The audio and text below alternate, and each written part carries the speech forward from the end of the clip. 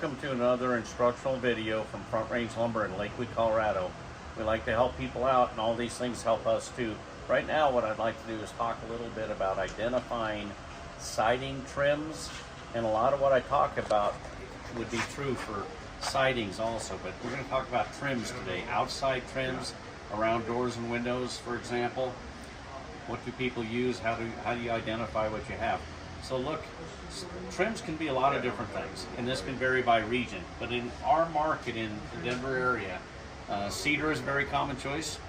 So one dead giveaway for cedar, if you're trying to identify what's on your house, is a 7/8 thickness, but it can be other thicknesses, as well as a rough sawn appearance. Usually the rough sawn side of a cedar board, in this case a 1x6, is exposed, and that's what the industry intends for you to do because it holds paint or stain better than smooth wood. On this board, which is normal, the smooth side is the back side of this trim board.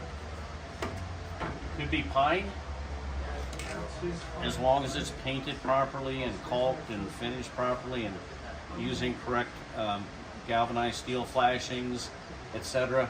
Pine can last a long time. You get into trouble where it's not installed correctly. I've got a 120-year-old house in a Denver suburb, and they use Douglas fir. Back then, Douglas fir would have been a cheap wood. It's very durable to a degree, very expensive nowadays. So that's one takeaway from this, is the trim that you have, and especially sidings, may not be just sitting on a shelf for you waiting for you to buy at a retail or wholesale level. So that's why we'll continue, but it's so important to get exact measurements of what you need. This is not something to guess at because it can vary quite a bit. Let's move to a very common type of trim that's used nowadays. This is an artificial trim. In this case, this is a used piece, obviously. It's made out of chips of wood. So it's called strand or OSB trim. You can see this got an artificial wood grain on this side. These kind of products come primed, normally in 16-foot lengths. They come in an array of sizes and thicknesses, so 3/4 inch thick or 1 inch thick, and in different widths from 1x2 up to 1x12, for example. Even 16 inch we stock sometimes. Now, this particular one is 1 inch thick, but you have to be careful because a lot of times these older trims swell up on the edges from water getting into them and being repeatedly painted. So it's either going to be 3/4 inch or 1 inch. That's all you'll find nowadays, I believe. Now, this piece has a slot in it. Again, these are used pieces we got from customers. I'm going to guess that this was used as a fascia board with a groove to hold the soffit. This would all be custom. You won't find something like this on a shelf, but this is a good example of how unusual and different can be. This soffit is more like 12 inches wide. I'm sorry, this fascia.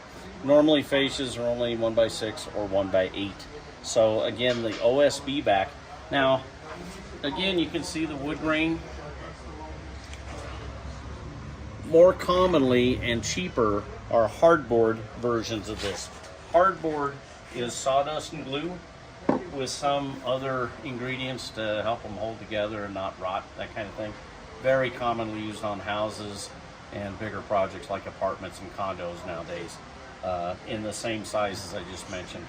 A lot of people like this OSB back because it gives them an idea that it's going to last a lot longer. I don't know if that's true, because whether it's real wood or chips of wood like this or hardboard, again, which is sawdust and glue, they can all rot and have problems if they're not installed, painted, primed, caulked, and maintained properly over the years. Now, of course, there's other big families of trim, including vinyl and steel. Those are specialties, and only specialty places sell those things.